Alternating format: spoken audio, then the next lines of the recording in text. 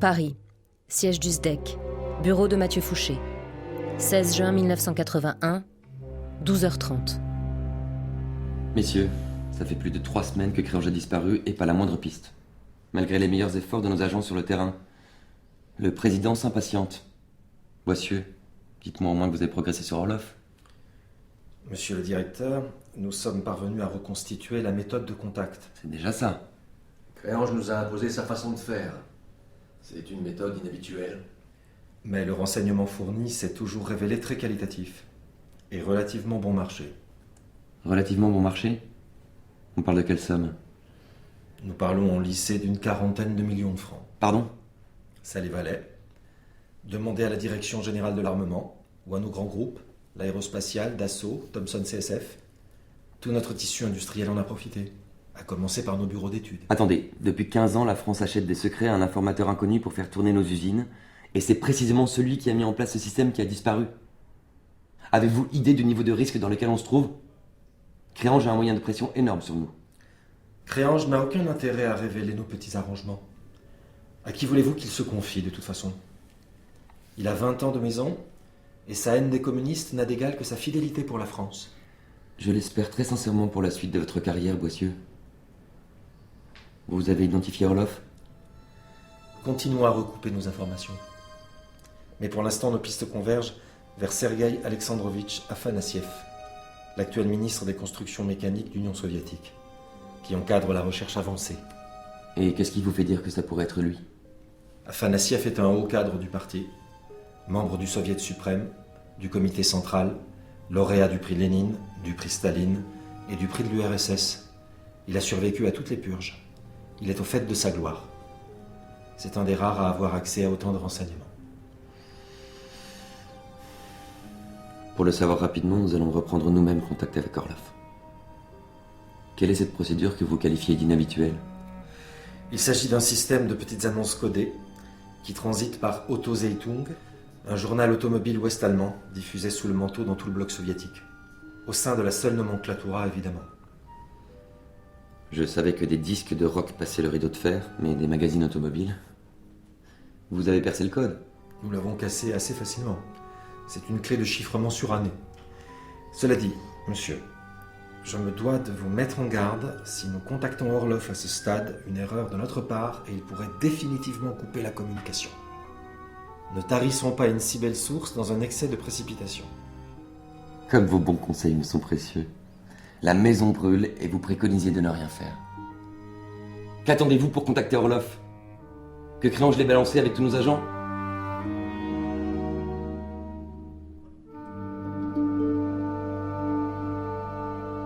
Nevada, base aérienne de Groom Dry Lake. 18 juin 1981, 16h.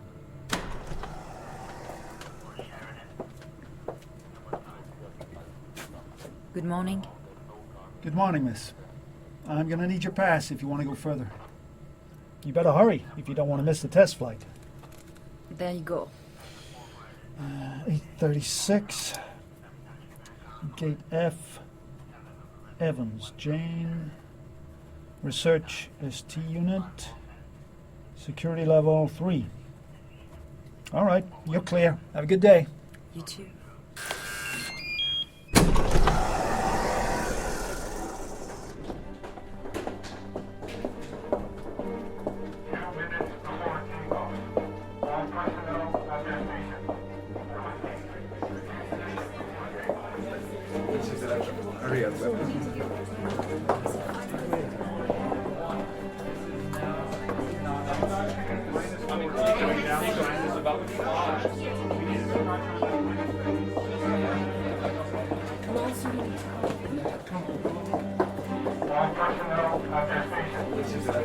Hurry up.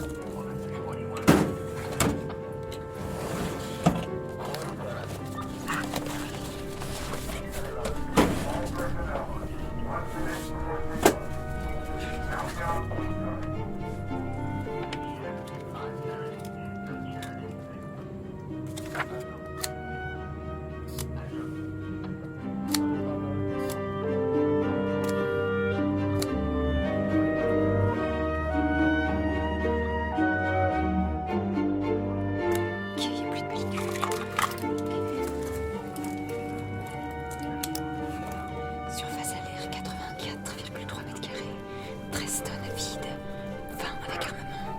2 proof GPU 10. Naval 2. Soute.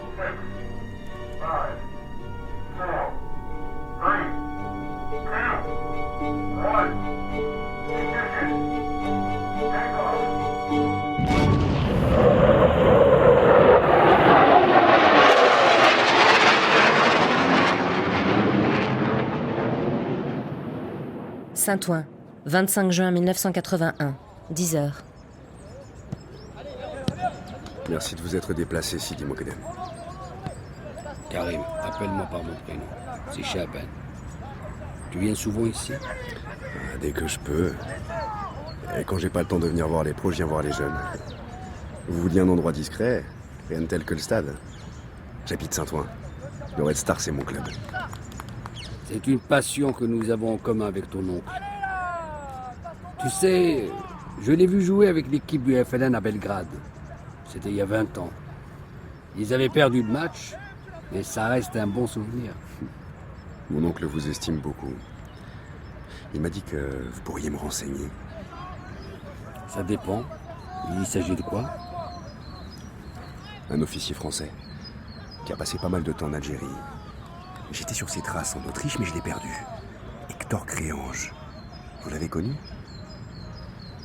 Hector Créange. Oh, c'est une époque que j'essaie d'oublier. Qu'est-ce que tu veux savoir sur lui? Je sais qu'il a pratiqué la torture. Il protégeait des intérêts français. Tu es bien informé.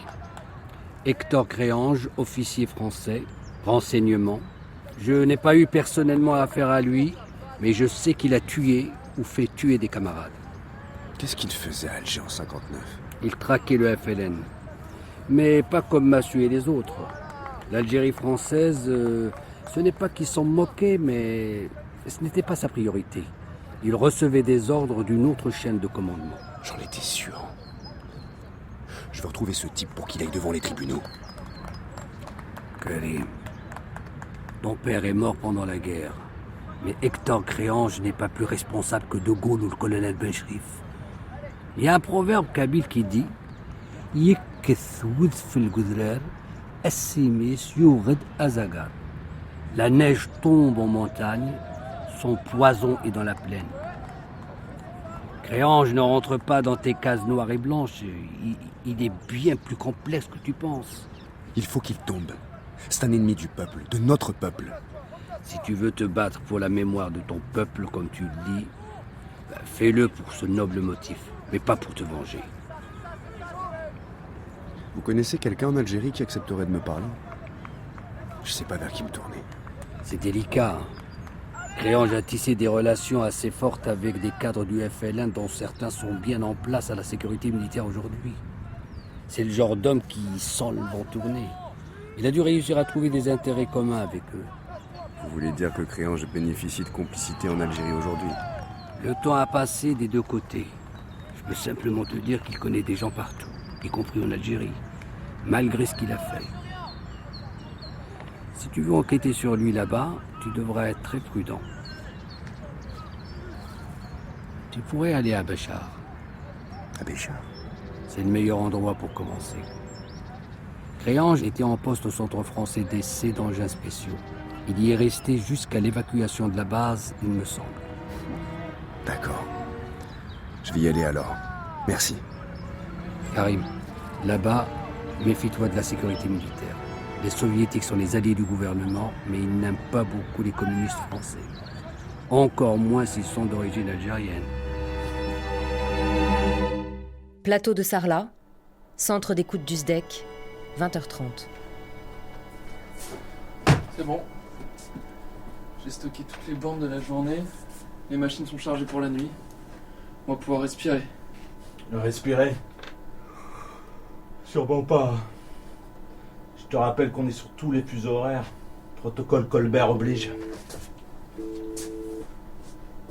Et ben voilà. Appel entrant au point SB32, Suisse, Berne. Ambassade américaine. Ce sera jamais que le 10e depuis ce matin. C'est un appel international. Et c'est un point chaud. Tu prends? Allez, balance. Je mets le casque. Et c'est parti. Au moins c'est en français. Attends. Je crois qu'on tient quelque chose. Qu'est-ce que ça dit? Je crois que c'est la voix de la cible. Positif. Contacte la centrale à Paris. Ils vont être comme des fous. Ça fait un moment qu'ils attendent ça.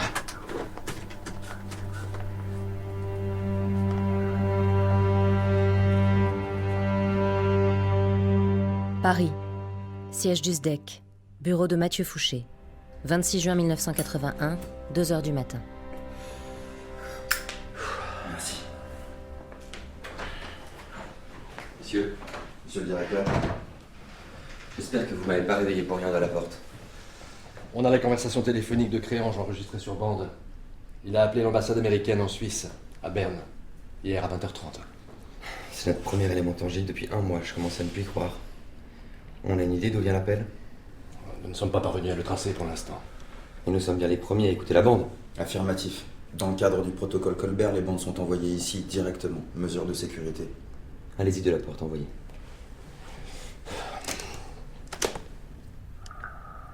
Hello, c'est moi. J'apporte de grandes nouvelles. Notre maison d'édition va bientôt publier un nouveau roman. Le texte s'annonce grandiose. Ce sera un best-seller. Votre auteur est dans les temps? Mon auteur est très inspiré. J'aurai le manuscrit d'ici quelques jours. Vous comptez le publier bientôt? Le 19 juillet. Vous serez invité à la soirée de lancement, évidemment. Le contraire m'aurait beaucoup déçu. Ne vous inquiétez pas. Si vous cherchez à me joindre, je serai au Prince de Savoie à Milan, jusqu'à la fin de la semaine. Bien. Voilà. Il faut qu'on le coince là-bas. Dépêchez immédiatement une équipe à Milan. Il nous reste moins de 48 heures. Bon boulot de la porte. Vous pouvez nous laisser. Merci, monsieur.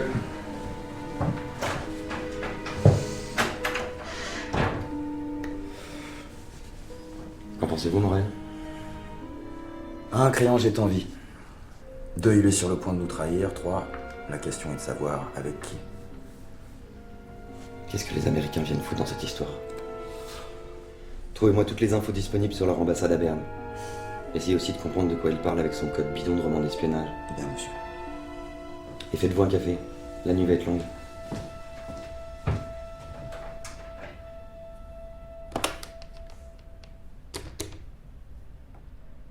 Monsieur le directeur? Prenez-moi un rendez-vous avec l'Élysée dès que possible. Bien. Autre chose? Oui, basculez-moi encrypté. Tout de suite.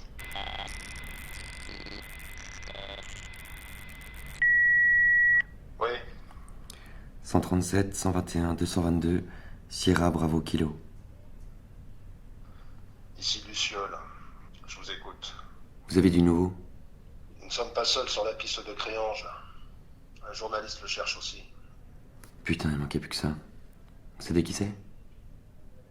Personne. Karim Mekloufi, journal L'Humanité. Il devient une cible? Non, non. Vous restez sur Créange. Autre chose?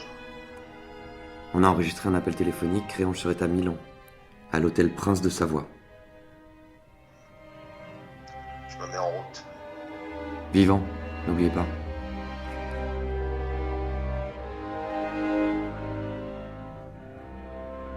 Burbank. Appartement de Jeanne Evans. 29 juin 1981, 19h30.